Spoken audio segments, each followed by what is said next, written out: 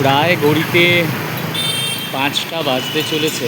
আকাশের অবস্থা কিন্তু সেই রকমই, আরও গুরুতর হয়ে এসছে আকাশের অবস্থা, গুরু গম্ভীর, আরও কালো হয়ে আসছে, যে কোনো মুহূর্তে বৃষ্টি আসতে পারে। রাজভবনের ঠিক সামনেটায় দাঁড়িয়ে আছি, আর এপাশে হচ্ছে এলআইসি বিল্ডিংটা। দেখো কি সুন্দর রং করেছে। আগে এলআইসি বিল্ডিংটা, এলআইসি বিল্ডিং, পিয়ারলেস, আগে এই একই বিল্ডিংয়ের মধ্যে, তো তখন এরকম রংচঙে ছিল না। এখন নতুন মন্ত্রিসভা গঠন হওয়ার পর রংচঙে হয়েছে আবার।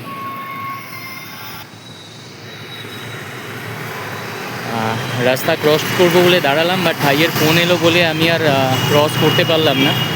এবারে ক্রস করব। কি ভয়ানক সিগন্যাল! এই সিগন্যালটা প্রচণ্ড অ্যাকচুয়ালি ভয়ানক। তো একটু এপাশ ওপাশ হলেই কিন্তু যে কোনো মুহূর্তে অ্যাক্সিডেন্ট হতে পারে, আর অ্যাক্সিডেন্টও ভয়াবহ অ্যাক্সিডেন্ট। এই পাশে কেসি দাস, এপাশে কেসি দাস, সামনে গিয়ে কেসি দাসের মোড়, টিপু সুলতান মসজিদ।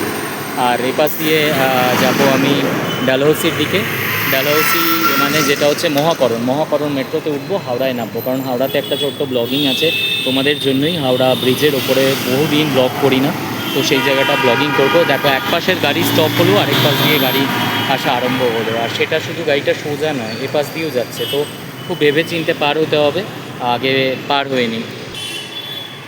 পার হয়ে গেলাম, মেট্রোর দিকে এগোচ্ছি। আচ্ছা, আমরা যারা এই কাজকর্মেতে কলকাতায় আসি, তাদের যেমন বৃষ্টির ভয় থাকে, এদের এই সুন্দর প্লাস্টিক কাটিয়ে এত ঝড় বৃষ্টির মধ্যেও কী সুন্দর থেকে যায়। আবার এখানে পাথর বিক্রি করার বিজনেসও করে, যেখানে জড়িবুটি মানে নকলি জড়িবুটির তেল এইসবও বিক্রি করে। আবার এরা বিড়াল কুকুরও পোষে।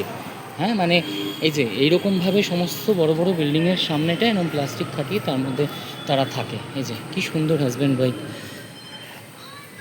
বসে রয়েছে, তাদের বাচ্চাও এখানেতে প্রসব করে নেন। একটা নয়, 4-5টা করে বাচ্চা এক একজনের। কি সুন্দর জীবন! আর আমরা এই যে তাড়াহুড়ো করছি যে কোন সময় কখন ঘরে পৌঁছবো, এই বৃষ্টির মধ্যে যে কোনো মুহূর্তে বৃষ্টি এসে যেতে পারে। যারা ফুটপাতে যারা বিক্রি করছেন পসরা সাজিয়ে, তারাও ভয়ে অনেকে লাগানি নিয়ে আজকে বেশিরভাগ লোক তাদের পসরা সাজিয়ে বসেননি, শুধুমাত্র বৃষ্টির ভয়। কিন্তু এরা কি সুন্দর মানে প্লাস্টিক শুধুমাত্র খাটিয়ে তার নিচে কি সুন্দর সংসার গড়ে তুলেছে, পরিবার বাড়িয়েই চলেছে। না খাওয়া দাওয়ার চিন্তা, না কাজকর্মের চিন্তা, জীবনটা খুব সুখের তাদের। আমরাই তাহলে একটা সময় গিয়ে মনে হয় বোকা। যাই হোক, মেট্রোর দিকে এগিয়ে চলেছি।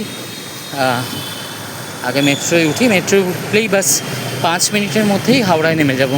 তারপরে হাওড়ার তোমাদের জন্য একটা ব্লগ করে ওখান থেকে বাড়ির দিকে রওনা হব। আবার সেই ললিত গ্রেট ইস্টার্নের নিচে দিয়েই যেতে হবে, সেখান দিয়েই যাচ্ছি।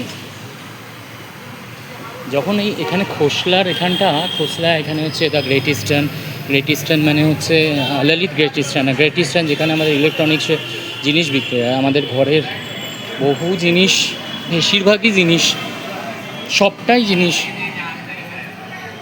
মোটামুটি এখান থেকেই কেনা, গ্রেট ইস্টার্ন থেকে। এখন তো তাও এই গ্রেট ইস্টার্নের অন্য পার্ট বাড়ির সামনে হয়ে গেছে বলে সেখান থেকেই কিনে নেওয়া হয়ে যায়, বাট প্রেফার করি এখানে। এসি কেনার সময় প্রচুর দৌড়ঝাঁপ করতে হয়েছে, তখন যা গরম ছিল। এসি কিনেও ডেলিভারি তারা দিচ্ছে না, তারা 60 দিনের ডেলিভারি দেখাচ্ছিল। অত দুর্বিষহ গরম, তার মধ্যেও তো তারা ডেলিভারি দিতে পারছিল না, মানে এত চাপ ছিল। সেবারে যারা এসি কিনেছো 2 বছর আগে, তারা মনে হয় সেই সময়টা মনে রেখেছো।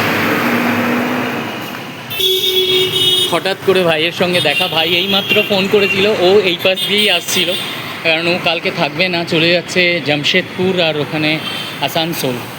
4-5 দিনের একটা কাম আছে, বড় ইভেন্ট একটা কাজ আছে, কাম আছে বলে দিচ্ছি। একটা হিন্দি ইউজ করতে করতে না অনেকটা এরকম এসে গেছে, ক্ষমা করে দিও। কাজ এসেছে একটা ইভেন্টে, সেই ইভেন্টের কাজটা যাবে প্রায় 5-6 দিনের জন্য। এই 5-6 দিনে এখন ওর মিটিং ছিল, সেই মিটিংগুলো কমপ্লিট করে এখন ও সংসারের কাজ করতে বেরিয়েছে। মানে এখানে মোড় আছে, মোড় থেকে আমাদের আদিত্য বিড়লার যে মোড়, সেই মোড় থেকে সমস্ত জিনিস সেখান থেকে নিয়ে যায়। আমার ব্রাউন রাইস আর বাকি যা যা আছে, ও চলে যাওয়ার আগে সেই সমস্ত কিনে দিয়ে যাবে। কারণ আমি এখানেতে আর আসতে পারি না। আমাদের ওখানে আদিত্য বিড়লার যে মোড় রয়েছে, সেখানে যে জিনিসগুলো এখানে পাই, এখানে বিশাল বড় স্টোর মির্জা গালিব স্ট্রিটে। তো এখান থেকে মির্জা গালিব স্ট্রিট বা তোমরা লেন্সে স্ট্রিট দিয়ে একটুখানি ঢুকে নিউ মার্কেট থেকে সামনে গিয়েই আদিত্য বিড়লার মোড়। তো সেখানে যেগুলো পাওয়া যায়, এরকম বড় স্টোর আমাদের এখানে নেই। আমাদের ওখানে রয়েছে, কিন্তু সেই আধিক্যটা নেই, যে জিনিসপত্র সেগুলো সব রকমের জিনিসপত্র ওখানে পাওয়া যায় না। ব্রাউন রাইসটা তো পাওয়া যায় না সেরমভাবে, কয়েকটা কোম্পানিরই রয়েছে, বাট আমরা যে কোম্পানিটা খাই বেসিক্যালি সেই কোম্পানিটা এখানে পাওয়া যায় না। এই মোড়েতে পাওয়া যায়, ওখানে মোড়গুলোয় পাওয়া যায় না, ওখানে অন্য থাকে, সেটা পাওয়া যায় না। তাই জন্যই এখানে আসা। আর এখানে যেহেতু নিত্যদিন কাজ থাকে ভাইয়ের, অফিস থেকে আরম্ভ করে সমস্ত কিছু এই Dharmatala area base, park street area base, তাই জন্য এখান থেকেই কিনে নিয়ে চলে যায়। প্রতিদিনই আসতে হয়তো এখান থেকে কিনে নেওয়াই ভালো। তো আমার সেই চাপটা পড়ে না, আমার চাপটা একটু হালকা হয়ে যায়। অন্ধকার কিন্তু হয়েই আছে, অন্ধকার বাড়ছে কিন্তু সময়ের সাথে সাথে অন্ধকার কিন্তু বেড়েই চলেছে। যাই হোক, আমি তো আমার মেট্রোর সামনেই, আমি মোটামুটি মেট্রোয় ঢুকে গেলেই মনে হচ্ছে বৃষ্টিটা আসবে। হোপ সো কে হাওড়ায় গিয়ে যেন বৃষ্টিটা না দেখতে হয়, কারণ নাহলে আমার ব্লগিং করতে প্রচুর মুশকিল হবে। কারণ হাওড়া ব্রিজের ওপর না দাঁড়ানোর কোনো জায়গা নেই, ভিজতে হবে, আর ভিজলেই শরীর খারাপের একটা বিশাল বড় ব্যাপার রয়েছে। ব্লগিং করতে এসে তারপরে বিছানায় পড়ে থাকতে হবে 6 দিন, যেটা তোমরা আমার বন্ধুরা একদমই চাও না আমি জানি। তাই জন্য আমি চেষ্টা করছি আজকে মোটামুটি ব্লগগুলো কমপ্লিট করা, কারণ কালকে হয়তো আবার বেরোতে পারবো না, ভাই থাকবে না। চলো টাটা।